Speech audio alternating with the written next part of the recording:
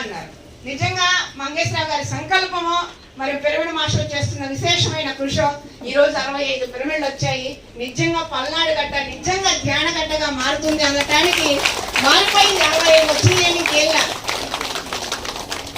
చాలా ఆనందంగా ఉంది. ఇన్ని పిరమిడ్లు వచ్చాయి, ఇంకా రావాలి, ఇంకా రావాలి, ఇంకా మారాలి, మనం చాలా మారాలి. అంటే మారాము అనుకోవటం కాదు, మార్పు అన్నది మన లోపల ఇంకా ఇంకా జరగాలి. ఎవరికి వాళ్ళు అంతరంగా మార్పు చెందాలి అంటే పిరమిడ్ నిర్మాణాలు ఉండాలి, ధ్యానం చేయాలి, శాకాహారులుగా మారాలి. మనందరం చేస్తున్న తప్పు ఏంటంటే పురాతనం నుంచి అలవాటు అయిపోయింది ఆహారం అని మాంసాహారం తింటున్నాం. చాలా మంది మనం ధ్యానం చేస్తున్నాం కాబట్టి మానేసామండి, ఇంట్లో వండి పెడుతున్నాం తప్పట్లేదు అని అంటారు. సాధన పెంచండి. మన వ్యక్తిగతమైన సాధన పెరిగే కొద్దీ మన సాధన ఎంత పెరుగుతుందో, మన శక్తి ఎంత పెరుగుతుందో మన మాటే మంత్రం అవుతుంది. అప్పుడు మనం తినద్దు అంటే ఎదుట తినకుండా ఉండాలి, మానేయమంటే మానేయాలి. అంత శక్తి మనం పెంచుకోవాలి అంటే ధ్యానమే. ధ్యానం పెట్టాం, అమావాస్య పౌర్ణమి అందరికీ వస్తారు.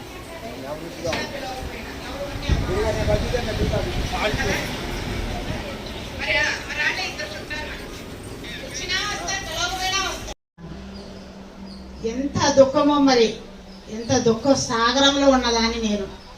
అట్లాంటిది 18 సంవత్సరాల క్రితం ధ్యానం చేసి పత్రిజీ గారు దుఃఖ రాహిత్య స్థితియే ముక్తి అని ముక్తిని కూడా ప్రసాదించేశారు.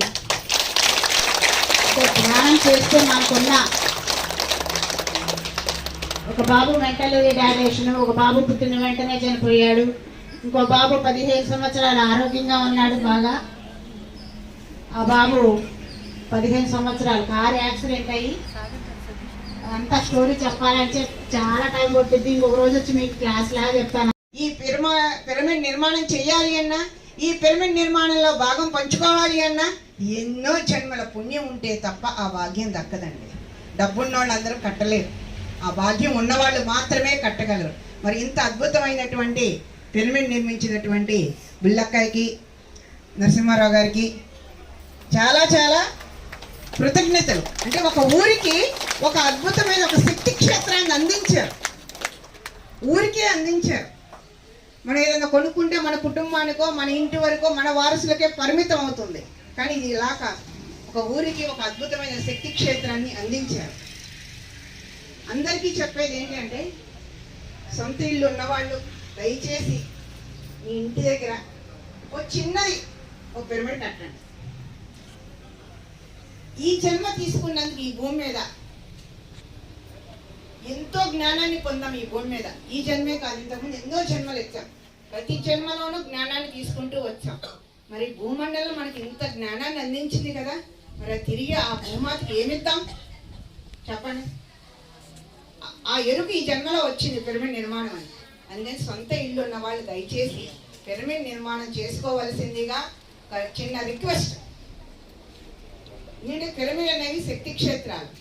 పిరమిడ్ వల్లే ఈ భూమి ఒక సజీవంగా మారుతుంది.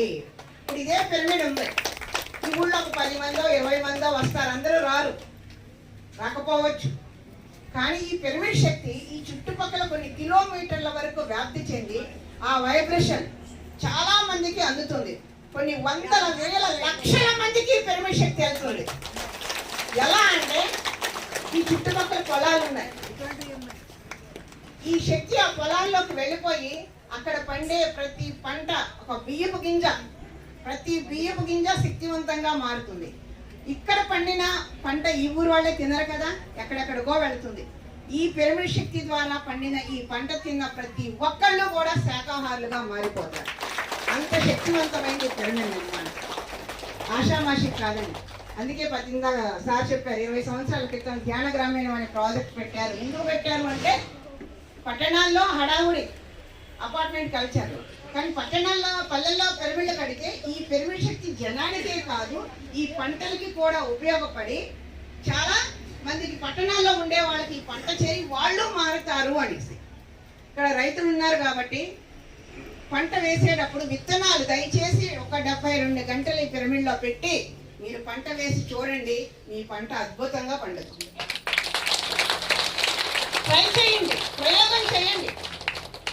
ఎవరో ఏదో చెప్పారని నమ్మద్దు. కానీ మీకు మీరు ప్రయోగం చేస్తే మీ నమ్మకం అన్నది 100 ఎత్తులుగా పెరుగుతుంది. అప్పుడు మీరే ఒక పిరమిడ్ నిర్మించుకోగలుగుతారు. సో పిరమిడ్ నిర్మాణం అన్నది అంత గొప్పది. ఈ పిరమిడ్